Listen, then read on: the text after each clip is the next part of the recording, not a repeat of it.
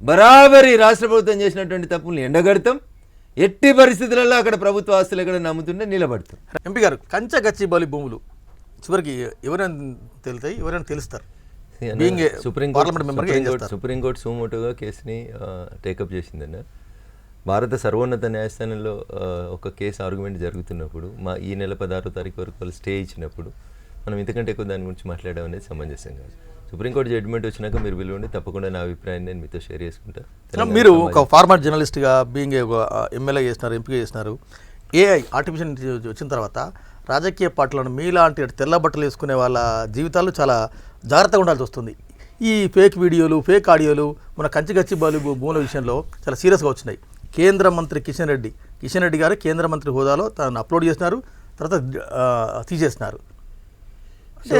ఎడిపోతుంది వ్యవస్థ.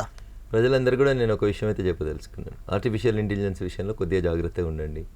పైసలకి జీతాలు చేసేటట్టు మిత్రులకు కూడా నేను చెప్పేది ఒకటి, నీ పొట్ట కోసం నువ్వు పని చేయగానే మంది కొంపలు కూల్చేందుకు వీడియోలు తయారు చేయకు. దానివల్ల భవిష్యత్తులో నీకు సీరియస్గా నీకు నష్టం జరుగుతుంది, నువ్వు పనిచేస్తున్న సంస్థకి నష్టం జరుగుతుంది. నువ్వు ఎవరి మీదనైతే ఆరోపణ చేస్తున్నావు వాళ్ళకి ఆ రోజు టెంపరీగా జరగవచ్చు, కానీ భవిష్యత్తులో అదే అంటే రాజకీయ పార్టీలకు లక్ష్మణ్ రేఖ ఉండాలి కదా.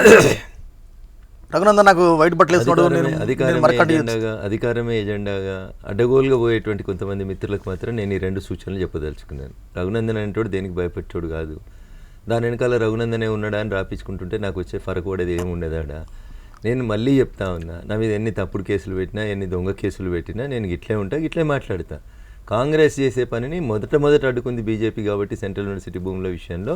ఆ తర్వాత దొంగలే వచ్చి దొంగలకి మేమే దొరలమని చెప్పుకుంటున్నప్పుడు ఉన్న విషయాల్ని ప్రజలకు చెప్తా ఉన్నాం. 2012 కలెక్టర్ లెటర్ ఎప్పుడు తప్ప, 2022 ధర్మేంద్ర ప్రధాన్ గారి లెటర్ ఎప్పుడు తప్ప, కొండా లక్ష్మణ్ బాపూజీ పేరు మీద భూముల్ని మార్చగలిగిన మీరు సెంట్రల్ యూనివర్సిటీ పేరు మీద భూముల్ని మార్చకపోవడం తప్పని యాడ్ చేయడం తప్ప. తప్పుని తప్పంటే తిడితే ఎట్లా అన్నా?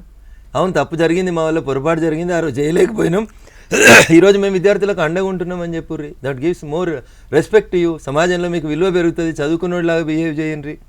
మీరే చెప్పిండ్రు కదా నిన్న 1965 సుప్రీంకోర్టు ఇది చెప్పింది.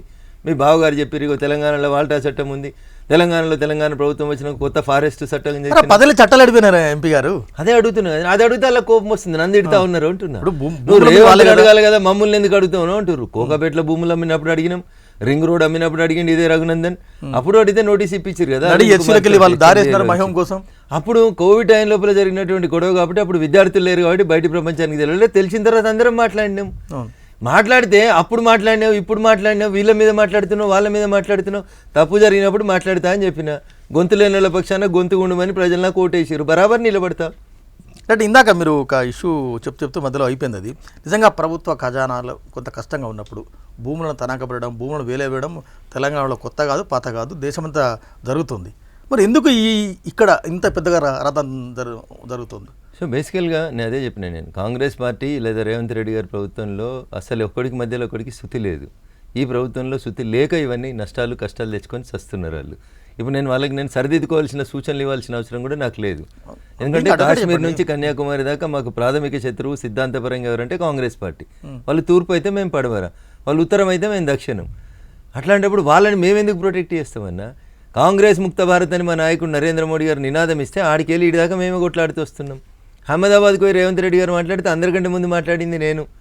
అన్న, నువ్వు ప్రాతినిధ్యం వహించిన మల్కాజ్గిరిలో బీజేపీ వచ్చింది, నీ సొంత జిల్లా పాలమూరులో నీ పక్కన కూర్చుంటుంది మా Mahabubnagar MP, BJP MP కూర్చుంటుంది.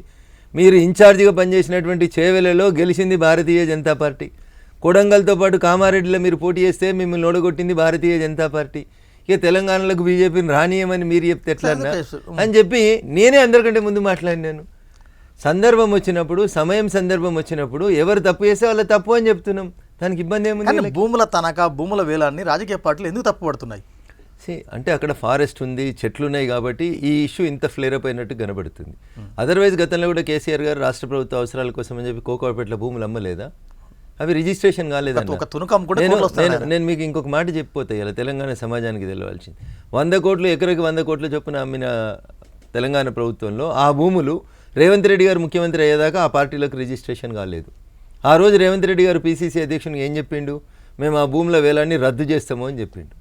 2004లో అప్పటి ముఖ్యమంత్రి భూములు ఇస్తే 2006లో అధికారంలోకి వచ్చినాక రాజశేఖర రెడ్డి గారు నేను రద్దు చేస్తా అన్నాడు. ఐఎంజీ భారత్ అగ్రిమెంట్ని రద్దు చేసి ఆయన క్రెడిబిలిటీని నిలబెట్టుకున్నాడు. ఇలా మీరేం చేస్తారు రేవంత్ రెడ్డి గారు?